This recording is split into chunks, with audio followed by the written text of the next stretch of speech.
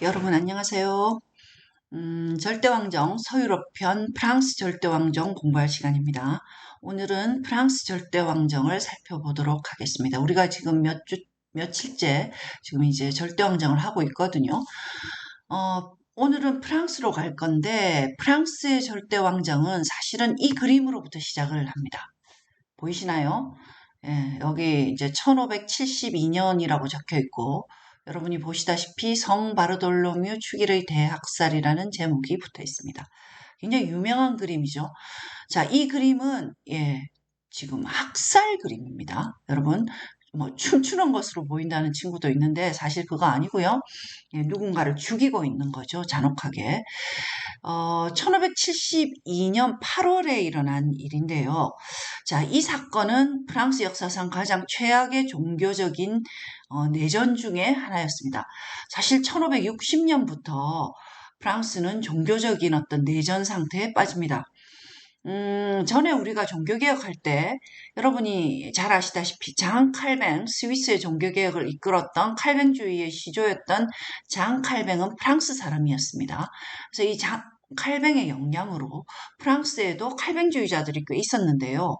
그 칼뱅주의자들을 우리는 프랑스에서 위그노라고 부릅니다. 아마 우리가 종교개혁 할 때 여러분들이 아마 기억을 하실 것 같은데, 이 칼뱅주의자들이 넘어가면, 영국으로 가면 청교도, 그 다음에 네덜란드로 가면, 고이센, 스코틀랜드로 가면 프레스비테리언, 장로교, 뭐 이렇게 부른다 그랬죠. 그래서, 프랑스의 청교도들이 이제 위그노라고 부르는데요. 이 위그노 3,000명 정도가 하루아침에 죽은 게 이게 성 바르돌로메 축일의 대학살입니다. 자, 요 사건은 사실 이 여성과 관련이 되어 있습니다. 오른쪽에 보이는 그 멋진 옷을 입은 분이 까트리느 더 메디치라고 굉장히 유명한 프랑스의 왕비인데요. 메디치라는 이름에서 아시겠지만 이 사람은 이탈리아 사람이겠죠. 메디치 가문의 여성인데 프랑스로 시집을 온 겁니다. 그래서 프랑스의 왕비가 됐습니다. 자, 그러면 종교는 아시겠죠? 이탈리아 출신이니까 개신교는 아닐 것이고 가톨릭입니다. 어, 그래서 사실 1560년대부터 프랑스에서는 위그노 세력이 한 10%에서 15% 정도를 차지했다 그러고, 그래서 그런 소수파인 위그노와 다수파인 카톨릭 사이에 상당히 관계가 안 좋았어요. 그래서 굉장히 이제 오랫동안 내전이 벌어지는데, 특히 이제 위그노들이 많았던 지역이 우리가 흔히 나바라라고 그래서 프랑스의 남서부 지역입니다. 그래서 이 나바라 지역은 거의 프랑스의 뭐랄까요, 자치지역? 프랑스의 왕권 하에 있긴 하지만 형식상이고 거의 이 지역에 맹주가 있었습니다. 자, 그 사람이 앙리라고 부르는 사람이었습니다. 그래서 이 나바라의 앙리라고 부르는 사람이 위그노의 수장인데, 카톨릭의 그 수장인 이 까트리느 더 메디치가 화해를 요청하는 거죠. 나바라의 앙리에게 우리 싸우지 말자. 카톨릭과 신교가 화해를 하자. 해서 내가 대신 나의 딸을 당신에게 줄 테니 결혼을 해라. 일종의 결혼 동맹입니다. 그래서 결혼식을 올리려고 하던 것이 1572년 8월 23일이었습니다. 자, 그래서 이렇게 되면 많은 위그노들이 위그노의 수장인 앙리의 결혼식에 모이게 될 것이고, 이 모였을 때 한꺼번에 죽이기로 한 거죠. 그래서 이건 일종의 음모였고, 결국 까트리나 메디치가 앙리의 결혼식에 온 많은 위그노들을 죽인 사건을 우리는 성 바르돌로메 축일의 대학살 이렇게 부릅니다. 이 사건은 사실 굉장히 충격적인 종교적인 학살이었는데요. 그럼에도 불구하고 샤를 9세가 어린 나이에 죽습니다. 까트린 더 메디치의 아들이었던 샤를 9세가 죽고요. 그의 동생이었던 앙리, 또 앙리, 이름이 앙리네요. 그래서 이제 앙주 공작이라고 우리 부르는데 그 앙리가 왕위를 계승하게 됩니다. 근데 여기 또 한 명의 앙리가 등장하는데, 기스 공작 앙리라고 있습니다. 자, 그럼 선생님 지금 얘기한 앙리가 벌써 3명이네요. 지금 뭐 나바라의 앙리, 그 다음에 왕이 된 앙리 3세, 앙주 공작, 그 다음에 기스 공작 앙리라는 인물이 있는데 이 사람도 카톨릭입니다.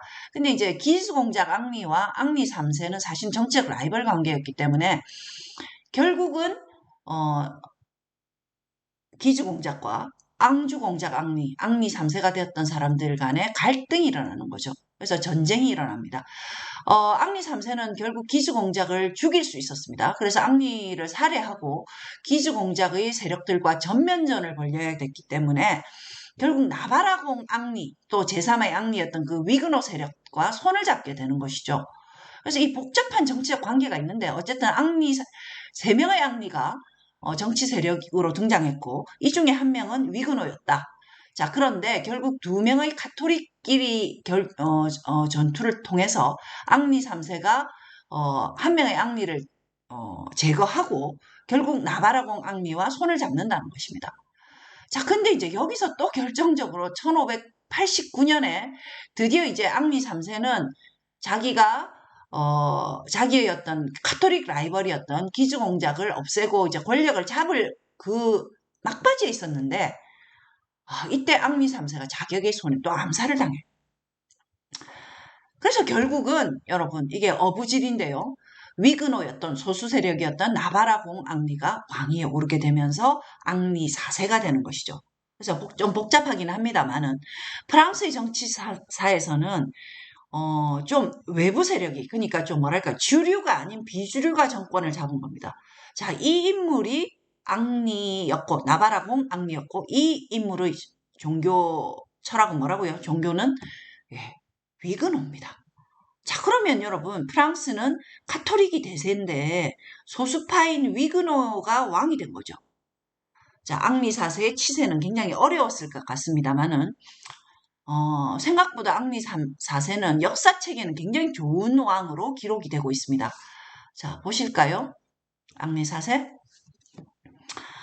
예, 앙리 4세는 1589년에 왕이 되는데 이 사람은 우리가 흔히 부르봉 왕조의 첫 번째 왕이라고 불립니다. 자, 왕조가 이게 지금 이제 카페 왕조거든요. 우리가 보통 이게 큰 가주로 보면 카페 왕조의 지류에 해당되는 게 부르봉 왕조라고 볼 수 있습니다. 자, 어쨌든 그래서 새로운 왕조 우리 같으면 왕조가 약간 바뀌었다고 보시면 되는데요. 새로운 왕조의 창시자가 앙리 4세이고요. 앙리 4세 이후에 이제 왕들을 우리가 부르봉 왕조라고 부릅니다. 나중에 혁명 때 죽게 되는 왕들 그리고 태양왕으로 이름을 떨친 루이 14세 이런 사람들이 다 앙리 4세 후손이기 때문에 그걸 우리가 부르봉 왕조라고 부릅니다. 자, 이 부르봉 왕조의 시조였던 앙리 4세는 자, 카톨릭이 아니고 위그노였으나 자기가 권력을 잡고 나면 바꿉니다. 종교를. 그래서 전체 프랑스를 지키기 위해서는 내 종교를 포기하겠다. 라고 선언을 한 인물이고요. 그래서 결국은 카톨릭 세례를 결국 다시 받습니다. 그래서 카톨릭으로 개종을 했기 때문에 앙리 4세는 자신의 종교를 버린 것이죠. 위그노들. 근데 그럼에도 불구하고 위그노를 보호해야 된다. 종교적 자유를 주어야겠다라고 생각을 했기 때문에 자신의 종교를 버리는 대신에 1598년에 앙리 4세가 종교를 바꿉니다. 그래서 종교를 바꾸는 것이 아니고 종교적 자유를 위그노들에게 부여합니다. 자, 무슨 얘기냐? 자기의 종교를 버릴 테니 자, 나의 원래 종교였던 위그노들을 박해하지 말자라는 것이죠. 그래서 여러분 나온 게 낭트 칙령이라는 겁니다. 1598년에 앙리는 낭트 칙령을 발표하는데요. 선생님 낭트 칙령 노트에 정리를 해놨습니다. 이건 무슨 얘기냐 하면 제6조 한번 볼까요?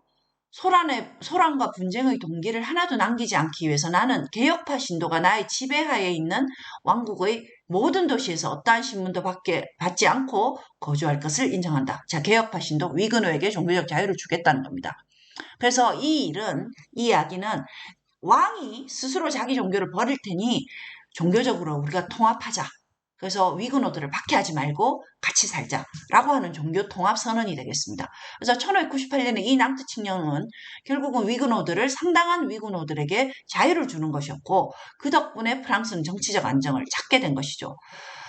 그래서 앙리 4세는 종교적 화합을 가져온 굉장히 훌륭한 정치적 인물로 기록이 되고 있는 것입니다. 또 앙리 4세는 굉장히 좋은 정책들, 우리 같으면 세종대왕이 했던 정책 같은 것들을 많이 했습니다. 농업을 장려한다든지, 도로나 운하나 교량을 확충한다든지, 영토를 확장한다든지, 보호무역제도를 도입해서 프랑스의 재정을 확충한다든지, 심지어 이제 탐험가를 보내서 식민지를 건설한다든지, 그래서 앙리 대왕으로 불렸습니다.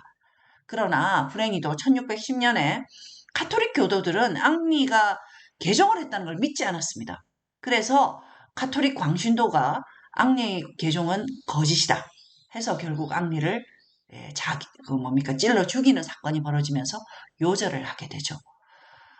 그래서 앙리 4세는 좀 아깝게 1610년에 죽었지만 그래도 앙리의 정책은 상당히 국민적 호응을 많이 얻었고 그래서 선왕으로 기록되고 있다라고 여러분이 기억하시면 될 것 같습니다. 이것이 부르봉 왕조의 첫 번째 국왕 앙리 4세가 했던 절대왕정 시기의 통치였습니다. 그 다음 이제 앙리 4세가 죽고 나면 그의 아들이 왕이 되는데요. 당연히 아버지가 급작스럽게 죽었기 때문에 어린 왕이 등극을 합니다. 그가 루이 13세가 되겠습니다. 자, 루이 13세의 정치 체제에 대해서는 다른 슬라이드를 통해서 다시 말씀을 드릴게요. 자, 오늘 이 정도 하겠습니다.